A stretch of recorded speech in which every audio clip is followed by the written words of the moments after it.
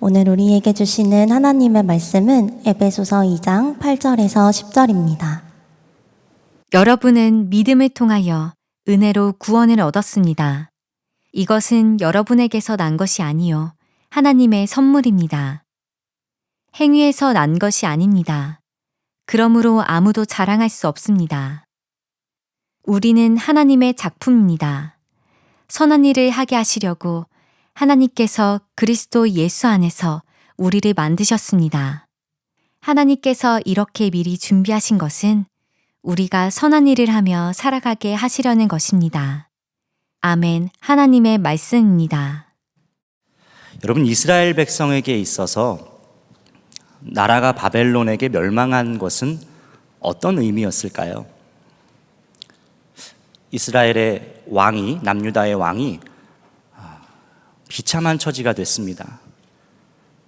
자녀들, 아들이 보는 앞에서, 아들을 보는 시드기야 왕이 보는 앞에서 다 죽였어요. 그리고 그 왕의 눈을 뽑았습니다. 눈이 뽑혔어요. 그렇게 비참한 처지로 바벨론으로 왕이 끌려갔습니다. 이스라엘 백성들도 포로로 끌려갔습니다. 그렇게 의지하고 믿었던 성전은 무너졌습니다. 이것이 그들에게 어떤 의미였을까요? 정말 잊고 싶은 순간, 지울 수만 있다면 지워버리고 싶은 순간이었을 것입니다. 이런 맥락에서 이사야서 43장 19절 말씀, 보라 내가 새 일을 행하리니 이제 나타낼 것이라 너희가 그것을 알지 못하겠느냐?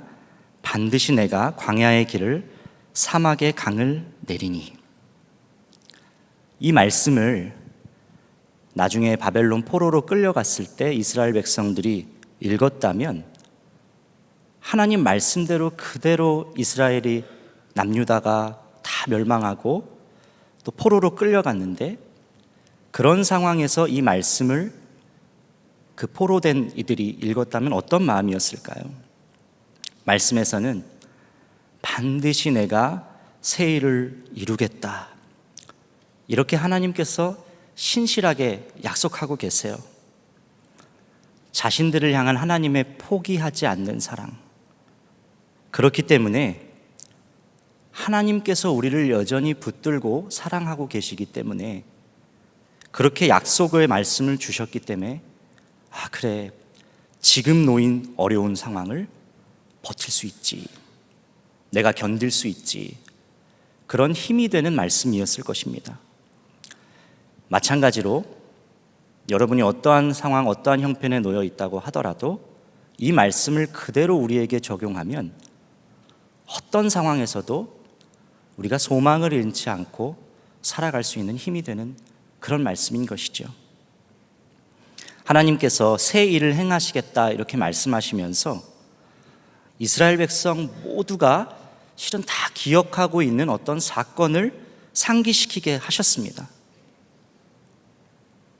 출애굽 시절에 40년 황량한 그런 광야 생활을 하고 있었을 때 하루하루 길을 만들어 주셨고 먹을 물을 공급하셨던 그 이야기를 지금 하시는 거예요.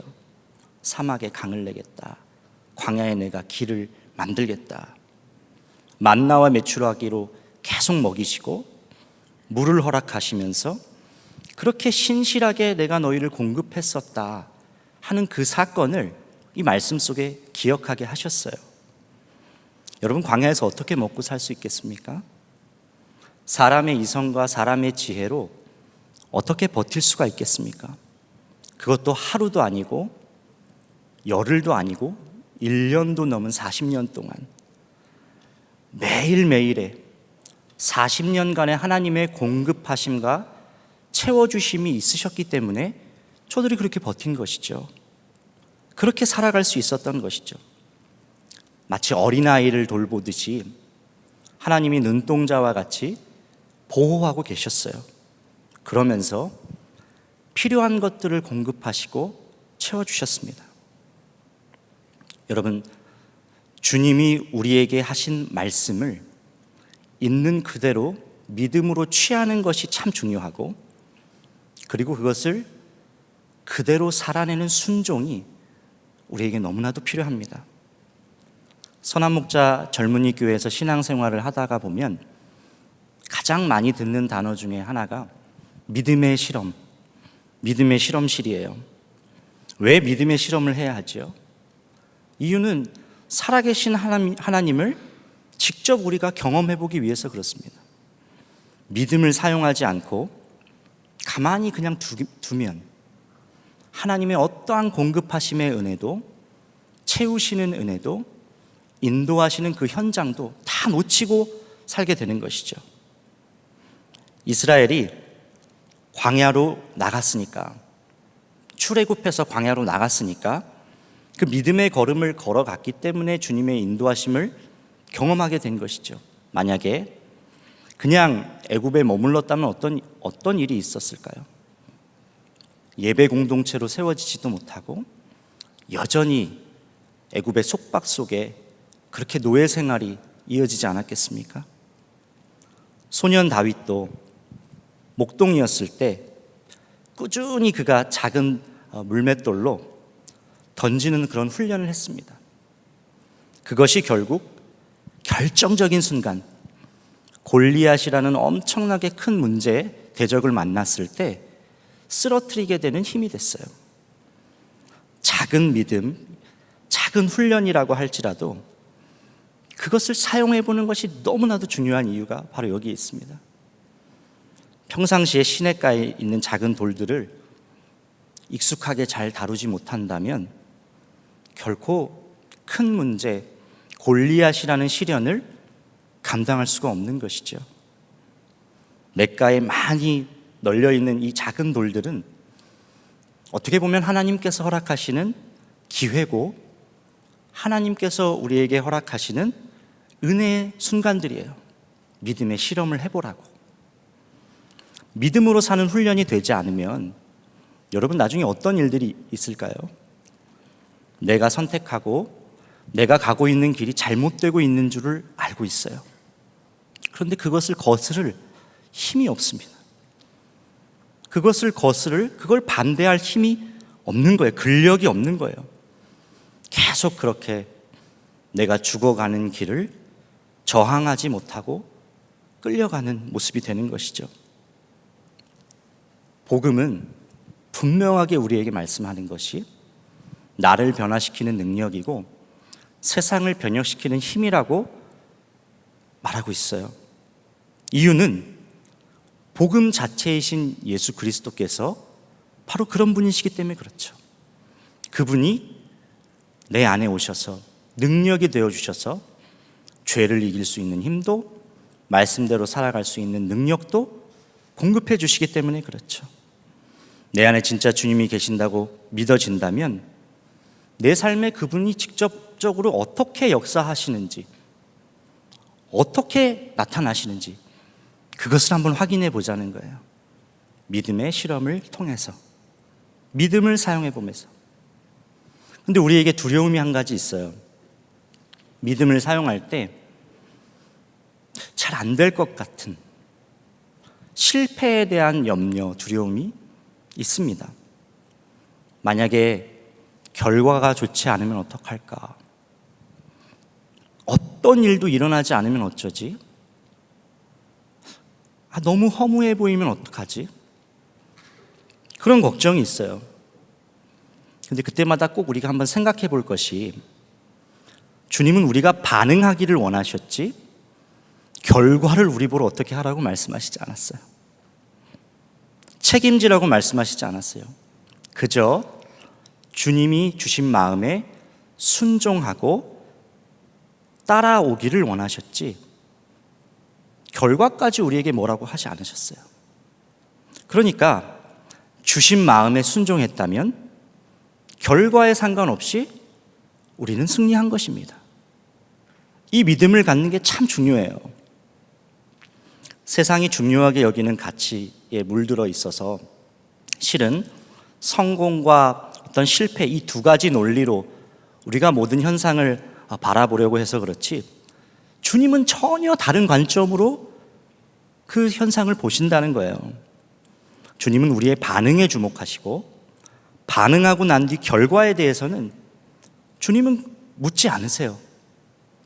믿음대로 반응한 순종, 그렇게 한 승리에 관심이 있으세요. 성공과 승리는 초점이 완전히 다르지요. 성공은 결과를 주목합니다. 결과를 만들어내야 돼요. 보이는 결과가 엄청 중요해요. 그래서 문제가 해결돼야 돼요. 좋은 성과가 있어야 됩니다. 예를 들어 시험 공부를 하면서 성공은 시험에 합격하는 것이 중요하죠. 그 시험을 정말 좋은 성적을 얻어서 내가 원하는 것을 얻는 것이 중요하죠. 그런데 주님의 관심은 합격하는 것도 물론 축하하고 축복할 일이지만 그것보다 그 시험 공부를 하면서 어떤 상황에서도 하나님의 자녀로 예배를 구별하고 있는지, 어떤 상황에서도 정직하게 그 과정을 통과하고 있는지, 주님이 주목하시는 것은 바로 그거라는 거예요. 주님은 우리가 좋은 직장 얻고 돈을 많이 벌고 좋은 집, 좋은 차를 타고 안락하고 편안한 생활, 그렇게 사는 것에 그렇게 크게 관심이 없으십니다. 주님을 사랑하는 것에 관심이 있으시고, 적은 돈을 벌지라도 정말 내가 수고해서 정직하게 땀을 흘리는 것에 관심이 있으시고, 내가 번 것을, 내가 소유한 것을 이웃들과 나누는 것에 관심이 있으세요. 승리의 초점은 주님에게 있습니다. 주님이 말씀하신, 주님이 기뻐하시는 선택을 하는 것, 그게 바로 승리의 초점이에요. 그래서 결과를 초월할 수 있는 은혜가 있어요. 당장 눈에 안 보이고 결과가 나타나지 않아도 괜찮아요. 주님이 받으셨으니까. 믿음으로 반응한 사람에겐 바로 이 승리밖에 없다는 거예요. 그러니 이게 얼마나 놀라운 은혜입니까? 많은 사람은 사실 그리스도인이라고 할지라도 승리하는 삶을 선택하기보다 성공을 위해서 쫓습니다. 성공하고 싶어 해요. 그런데 주님은 우리에게 성공을 보장하진 않으셨어요. 모두 잘 먹고 잘 살 거라고 약속하지 않으셨어요.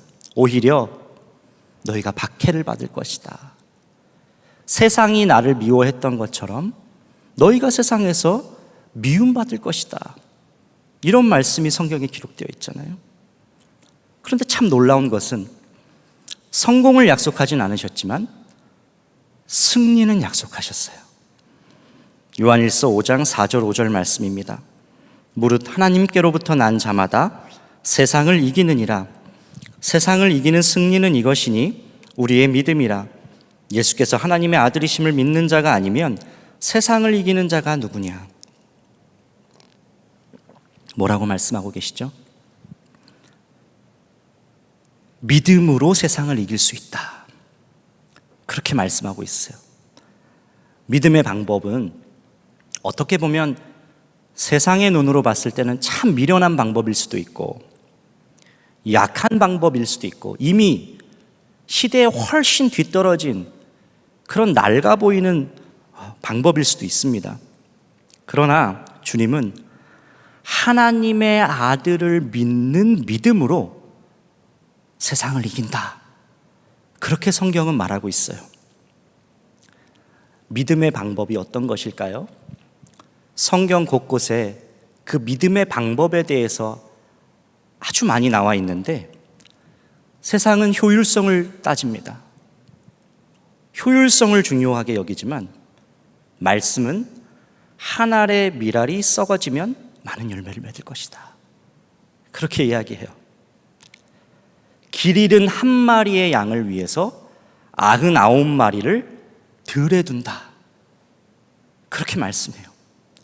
한 영혼 한 사람의 말씀은 엄청나게 중요한 의미를 부여하고 있습니다. 세상은 강자의 논리로 돌아갑니다. 강한 사람이 목소리가 크고 그렇게 강한 사람의 힘대로 돈이 있거나 권력이 있는 사람의 논리대로 흘러갑니다.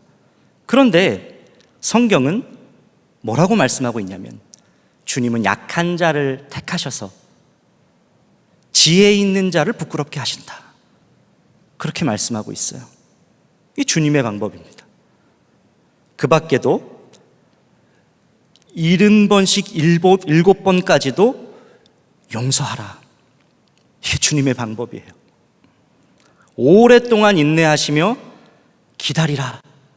인내하라, 기다리라. 이것도 주님의 방법이에요. 아브라함에게 약속의 땅 가나안 땅을 미리 알려주시지 않았던 것처럼 답을 먼저 정확하게 명확하게 알려주시기보다 먼저 믿고 나를 따라와라. 너는 떠나라. 주님을 따르기를 원하는 것이 주님의 방법이에요. 세상은 내가 오른뺨을 맞으면 되돌려줘야 됩니다. 그 사람에게 오른뺨을 때리고 다시 나를 우습게 보지 못하게 왼뺨까지 때려요. 그렇게 갚아줍니다. 그런데 주님 뭐라고 그러시죠? 왼뺨도 내어주라. 선으로 악을 이기는 것이 주님의 방법입니다. 세상은 이해타산을 따지지만 주님은 주라. 아낌없이 주라. 그렇게 말씀하세요. 세상은 생각이 다르고 가치관이 다르면 분열됩니다. 다투고 그래서 결국 갈라져요. 그런데 주님은 뭐라 그러시죠?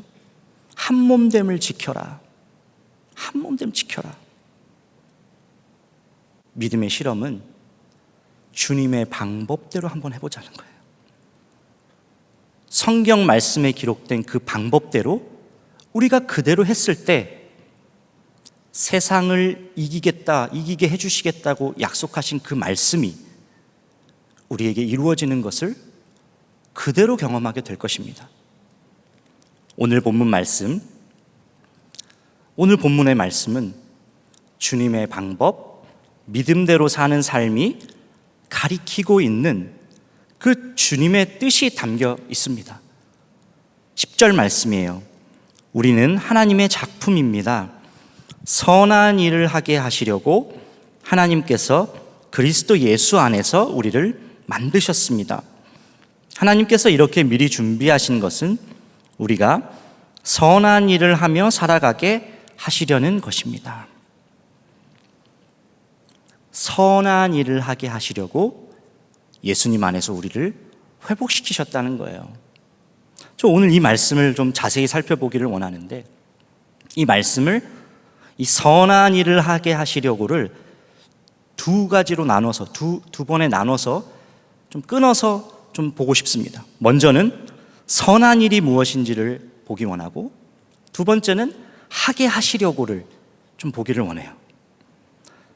말씀에서 말하는 선한 일, 이것은 선한 행실, 착한 일, 착한 행위를 의미하는 것은 아닙니다.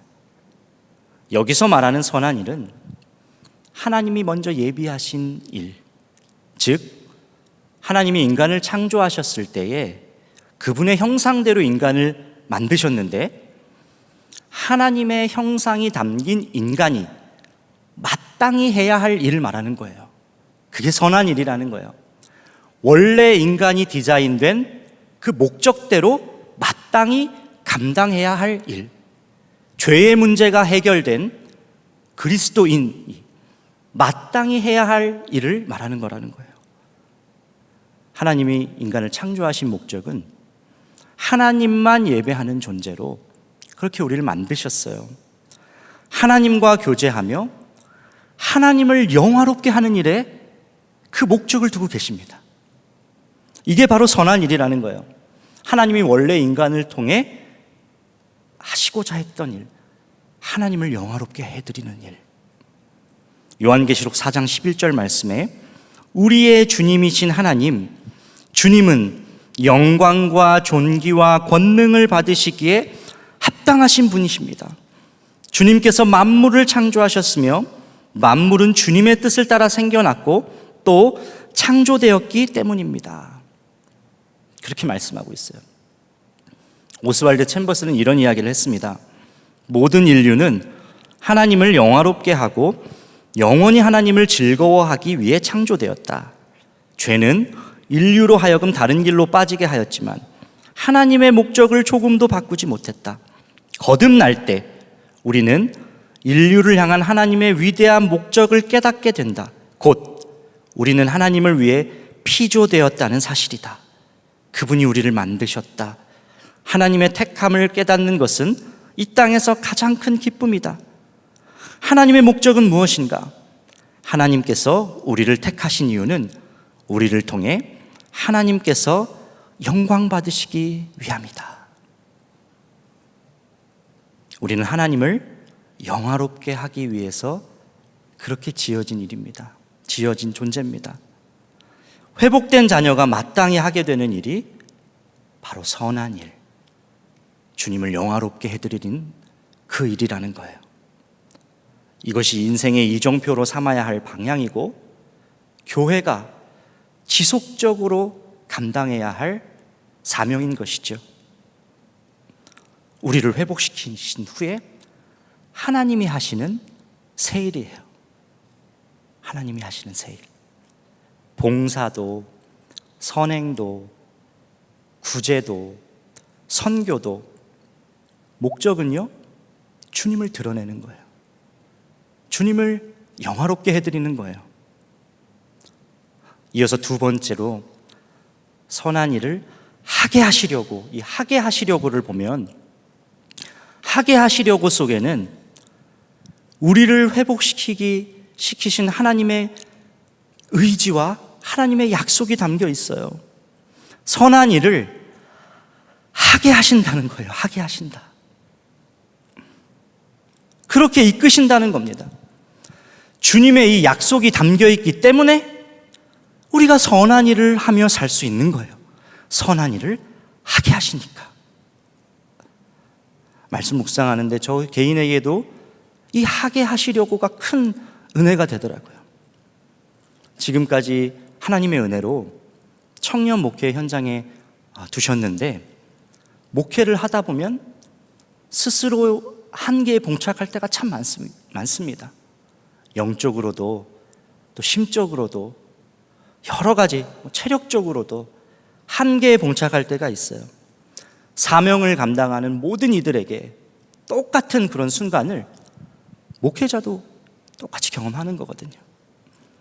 근데 목사가 가장 힘든 순간이 언제인 줄 아십니까? 사역이 잘 진행이 안 될 때, 그것도 마음이 편하지는 않겠죠. 말씀을 죽 썼을 때, 집에 들어갔는데 아내가 여보 오늘 당신 말씀 별로였어 그랬을 때 그렇게 얘기한 적은 한 번도 없어요. 저를 위로해 주려고 안 좋았어도 좋게 얘기해 줍니다. 오늘 고생 많았어. 말씀을 잘 못 전했다고 생각했을 때 그때도 조금 지나면 금방 잊어버려요. 그것도 가장 힘든 순간이 아니에요. 가장 힘든 순간은 말씀대로 잘 살아내지 못할 때, 말씀대로 내가 반응하지 못할 때, 그때가 정말 힘들어요. 주님은 70번씩 7번이라도 용서해줘야 된다, 끝까지 사랑해야 된다 라고 말씀하셨는데 그게 잘 안 될 때, 그게 참 힘들 때, 한 사람이 잘 품어지지 않을 때, 그때가 정말 힘듭니다. 저 자신에 대한 부족함과 한계에 계속 마주하고 발견할 때, 때로는 그래서 낙심하고 좌절 속에 있는데 오늘 이 하게 하시려고 이 말씀이 저를 붙들어 줬어요. 너의 그릇의 크기와 상관없이, 네가 가지고 있는 자질과 달란트와 재능에 상관없이 얼마든지 주님을 영화롭게 하는 일에, 그 선한 일에 우리를 사용하시겠다는 이 약속의 말씀, 이 말씀 하게 하시려고 때문에 자격 없는 우리가 주님을 드러내는 선한 일을 감당하게 하신다는 거예요. 얼마나 힘이 되는지. 여러분, 우리는 하나님의 약속의 말씀 때문에 살아가는 존재입니다.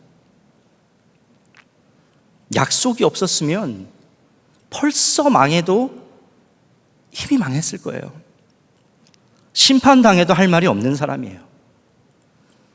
약속의 말씀을 기록해 주셨기 때문에 그 신실하신, 완전하신, 전능하신 하나님이 그분이 하신 말씀이니까, 다시 주워 담을 수 없는 그 말씀이니까 그 은혜로 우리가 사는 거예요.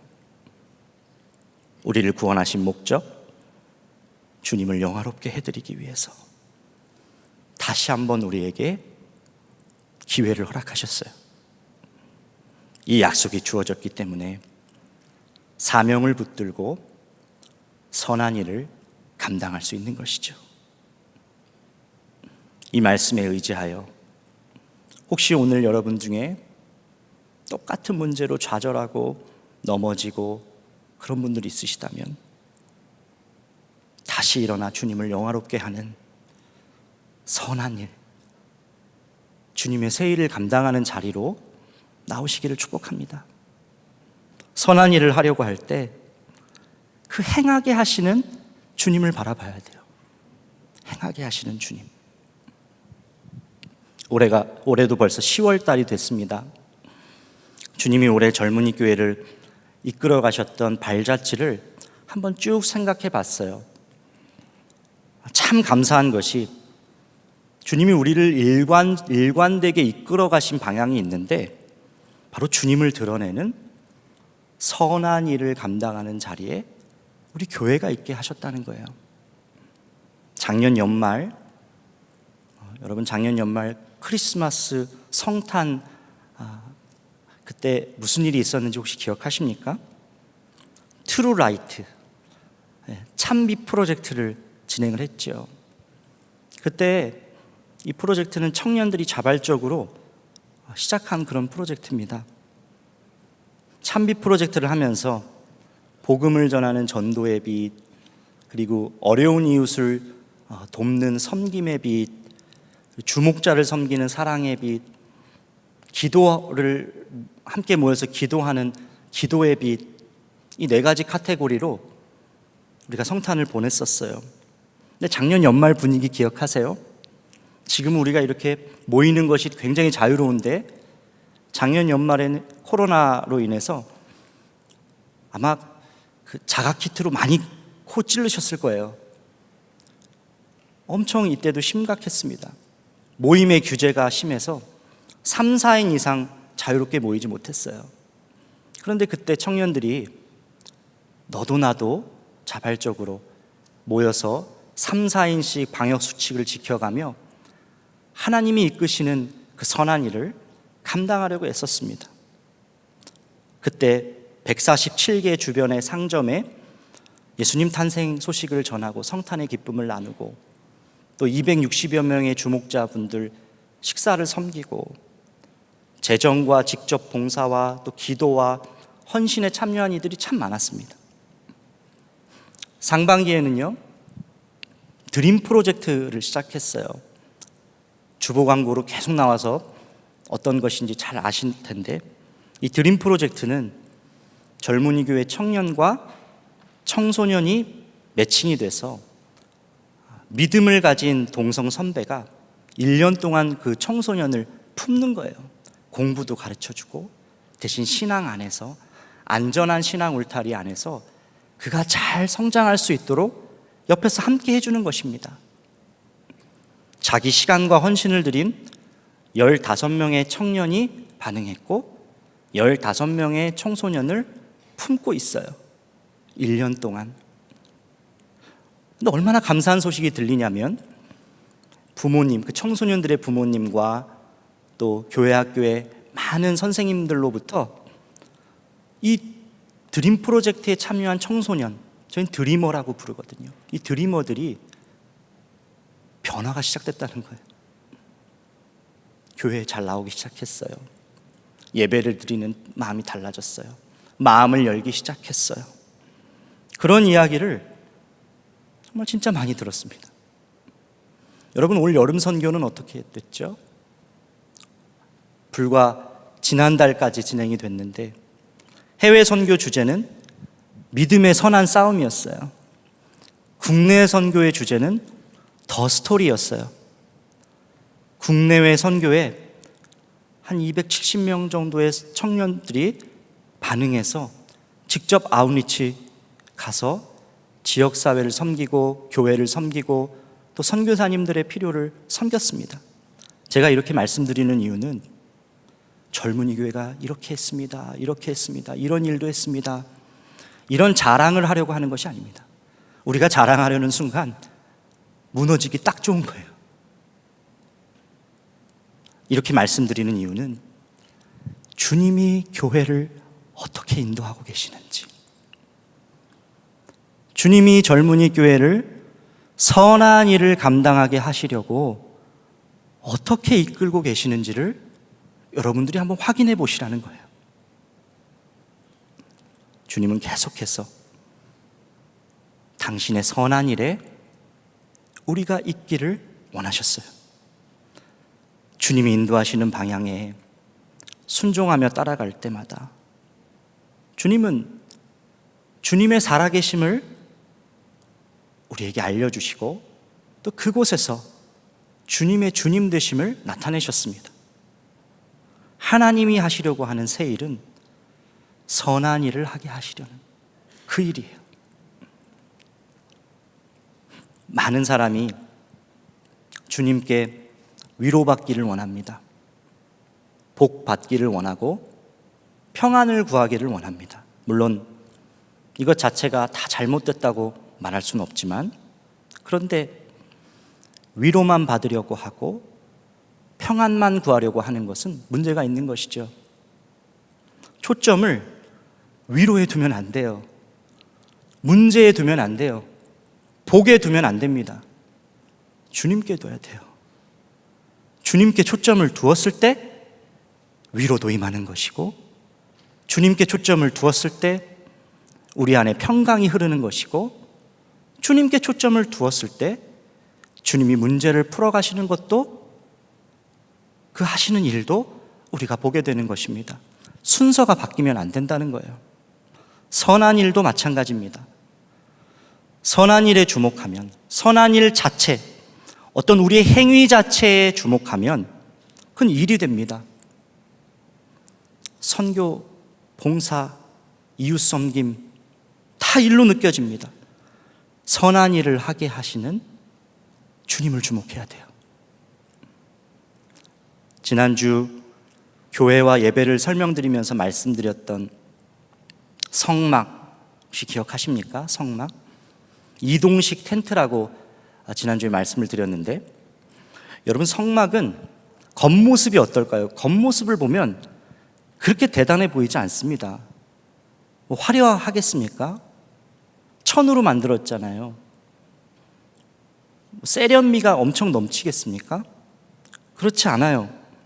오히려 계속 이동하면서, 특히 광야라는 곳이 먼지가 많은 곳이잖아요. 먼지가 수북히 쌓인 그 모습이 어쩌면 성막의 실제적인 모습일 수가 있어요. 그런데 그 텐트가 특별한 이유가 뭐죠? 하나님의 영광이 그 안에 거하기 때문에, 주님이 거기에 계시겠다고 약속하셨기 때문에 성막이 특별한 거잖아요. 교회도 그렇습니다. 교회의 외관, 시스템, 교회가 가지고 있는 어떤 것, 결코 세상의 자랑거리가 될 수가 없어요. 주님이 함께 하시는 증거를 세상에 보도록 교회 공동체를 통해서 주님의 영광이 그대로 드러날 때 세상은 교회를 통해서 주님을 봅니다. 여러분, 선한 일을 행하게 하시려는 분을, 그분을 믿고 걸어가 보셨으면 좋겠어요.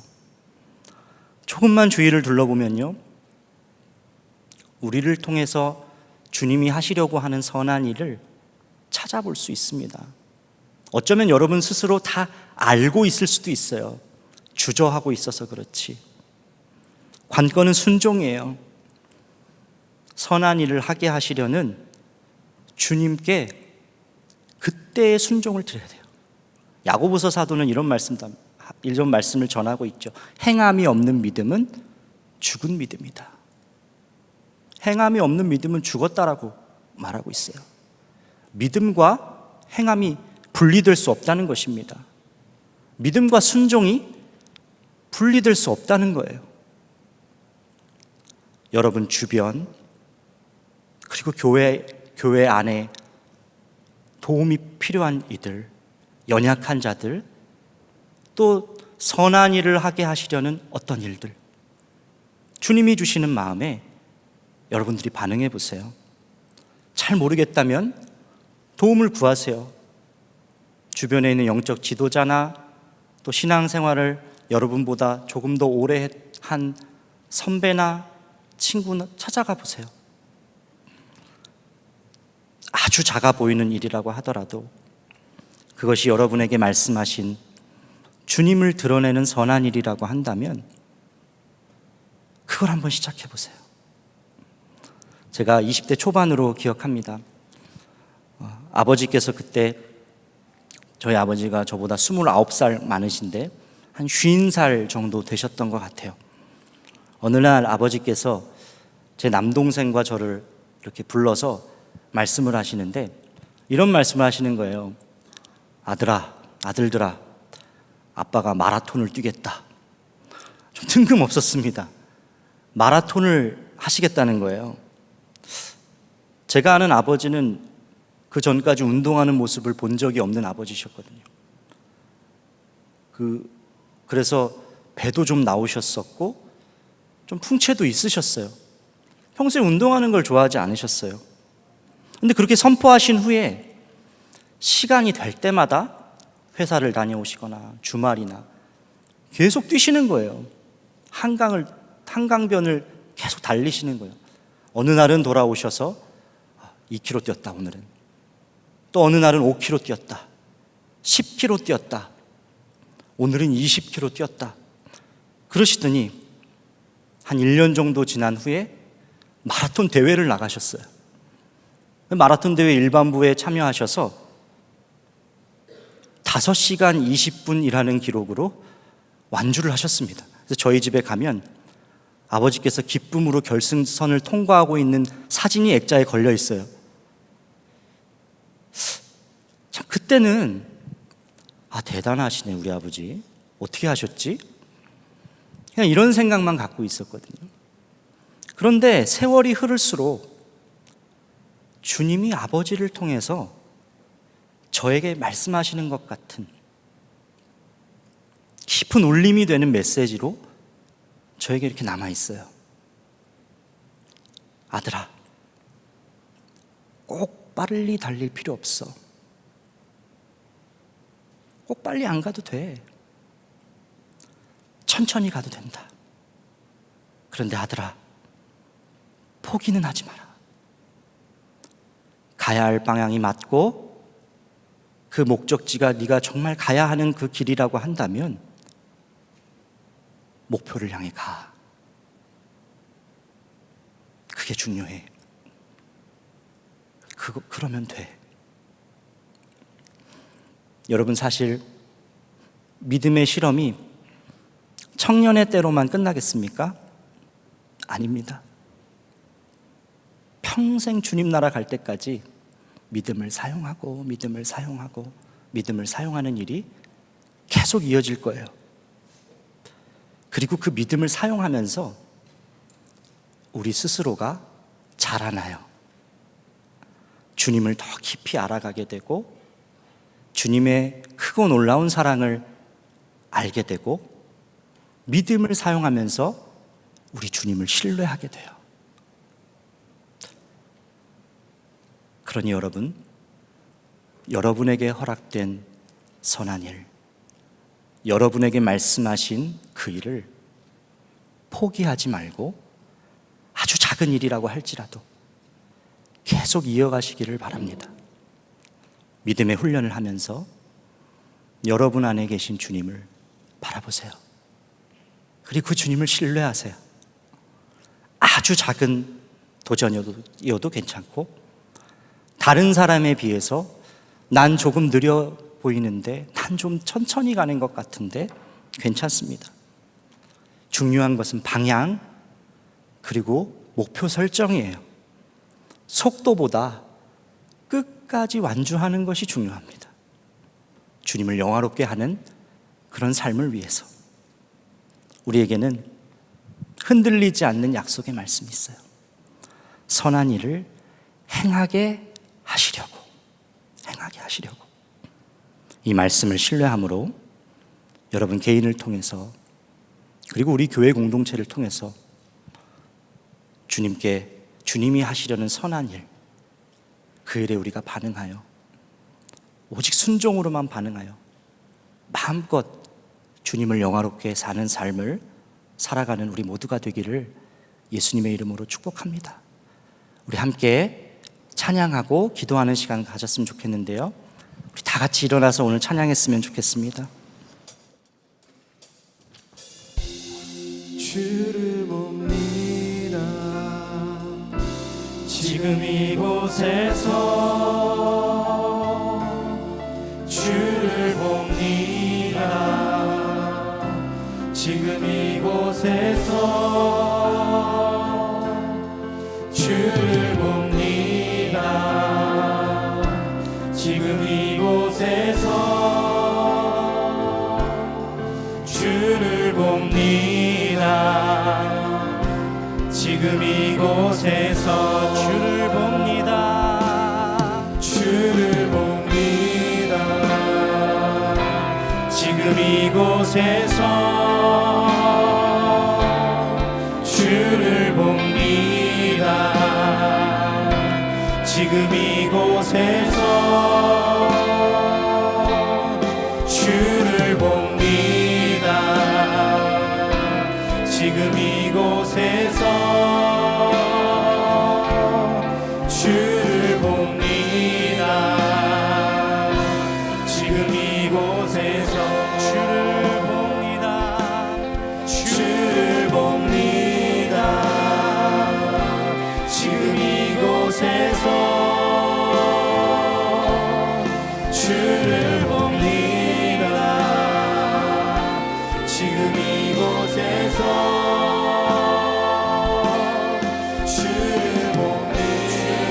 주를 봅니다. 지금 이곳에서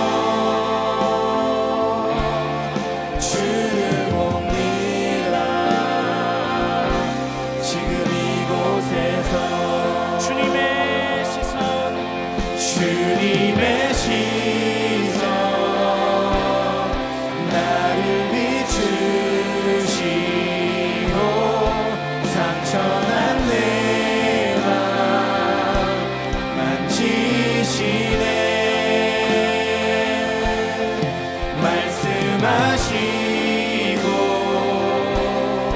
회복해 하시네.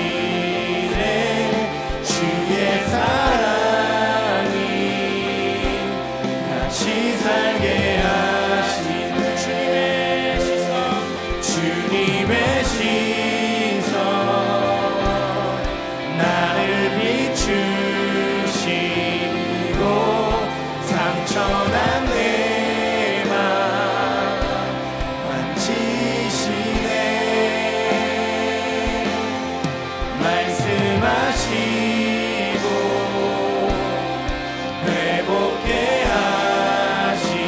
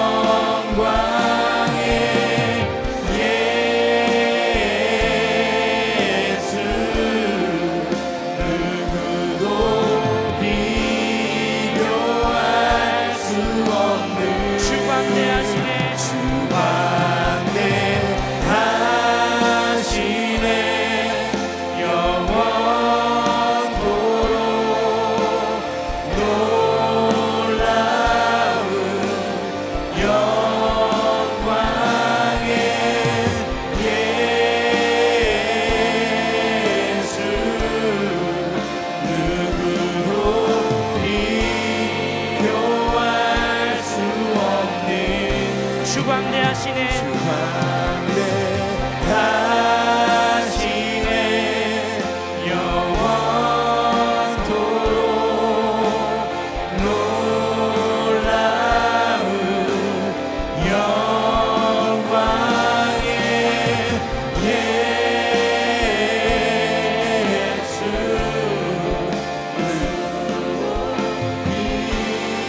비교할 수 없는 그는 예수. 우리 시간 두 번에 나눠서 함께 기도했으면 좋겠습니다. 여러분에게 주님이 지속적으로 도전하시는 영역은 어떤 것입니까? 또 계속해서 도전했지만 낙심하고 무너진 그 영역은 어떤 것입니까? 우리가 두려워하거나 염려할 이유가 없는 것은, 다시 시작할 수 있는 이유는 선한 일을 행하게 하시려는, 그 행하게 하시려는 주님의 약속이 기록되어 있기 때문입니다. 우리가 솔직한 주께 고백을 하며 기도했으면 좋겠습니다. 주님, 저는 자주 넘어집니다. 오늘도 실패했습니다. 또 실수했습니다. 제 마음이 상처투성입니다. 실수투성이입니다. 주님, 그러나 오늘 약속의 말씀에 의지하여 내 모습이 이러함에도 불구하고 약속의 말씀이 있기 때문에 주님의 인도하시는 길에 있기를 원하는데, 주여 저를 다시 일으켜 주시옵소서. 나를 통해 선한 일 행하게 하시려는 주님의 뜻을 의지하여 나아가오니 내게 믿음을 허락하시고 순종으로 이어지게 하여 주시옵소서. 주님을 드러내며 주의 영광을 비추는 일에 아버지 나를 사용하여 주시옵소서. 우리 주의 이름을 간절히 부르짖고 기도하겠습니다. 주여, 하나님 그렇습니다. 하나님, 나는 실수투성, 하나님 나는 넘어지기가 일쑤고 내 모습은 상처투성입니다. 주님, 그러나 오늘 약속의 말씀에 의지하여 오늘도 염치불구하고 주님의 인도하시는 길에 있기를 원합니다. 주여 다시 일으켜 주십시오. 주여 다시 일으켜 주십시오. 주여 오늘 우리를 다시 일으켜 주십시오. 주여 다시 일으켜 주십시오. 다시 한번 믿음의 도전을 하게 하여 주시옵소서. 다시 한번 약속의 말씀이 있는 곳에 하나님 우리를 두시옵소서. 하나님 그 일에 우리를 사용하여 주시옵소서. 오 주여 인도하여 주시옵소서. 오 주여 인도하여 주시옵소서. 믿음으로 반응하는 것마다 세상을 이기는 승리의 승전가가 우리의 삶에 울려 퍼지게 하여 주시옵소서. 주님, 이 시간은 우리가 교회를 위해서 기도했으면 좋겠습니다. 여러분은 교회를 떠올리시면 어떤 마음이 불쑥 드십니까? 예수 믿는 우리 자신도 교회에 대한 부정적인 생각, 교회에 대한 부정적인 말과 교회에 대한 부정적인 이미지에 사로잡혀 소망에 대한, 회복에 대한 기대가 없다고 한다면 먼저 우리 안에 이 견고한 진이 무너지기를 기도하십시다. 주님 용서하여 주시옵소서. 주님은 교회를 사용하셔서 회복의 통로로 인도하실 것입니다. 주여 교회 공동체를 통하여 하나님의 새 일을 행하여 주시옵소서. 주님의 방법대로 한 영혼을 천하보다 귀하게 여기는 교회 되게 하여 주시옵소서. 성령 안에서 하나님과 한몸됨을 지키는 교회가 되게 하여 주시옵소서. 누구도 품어낼 수 있는 교회 공동체, 끝까지 사랑하고 용서하는 교회 공동체 되게 하여 주시옵소서. 세상의 성공보다, 화려함과 세련됨보다 십자가의 승리를 선택하는 교회 되게 하여 주시옵소서. 주님이 뜻하신 선한 일에 전심으로 반응하는 교회 되게 하여 주시옵소서. 우리 주의 이름을 간절히 부르짖고 기도하겠습니다. 주여,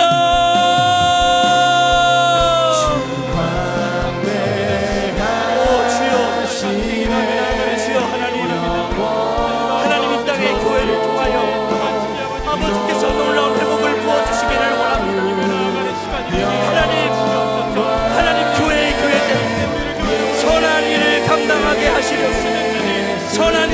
행하게 하시려는 주님의 말씀을 붙듭니다. 주님, 오 주여 역사하여 주시옵소서. 오 주님, 교회들을 회복시켜 주시옵소서. 주님의 방법대로, 주님의 방법대로, 주님의 뜻대로, 주님이 이끄시는 대로, 주님이 기뻐하시는 선택을 하나님 교회 공동체가, 하나님 교회가 계속해서 아버지 선택하게 하여 주시옵소서. 오 주여 들어주시기를 원합니다. 주님, 하나님 인도하여 주소서. 주님의 뜻하신 선한 일에 아버지 전심으로 반응하는 하나님 교회 공동체 되게 하여 주옵소서. 오 주여 인도하여 주시옵소서. 주여 당신의 긍휼을 구하며 당신의 마음을 구하며 나아갑니다. 주님, 주여 인도하여 주소서. 오 하나님 역사하여 주시옵소서.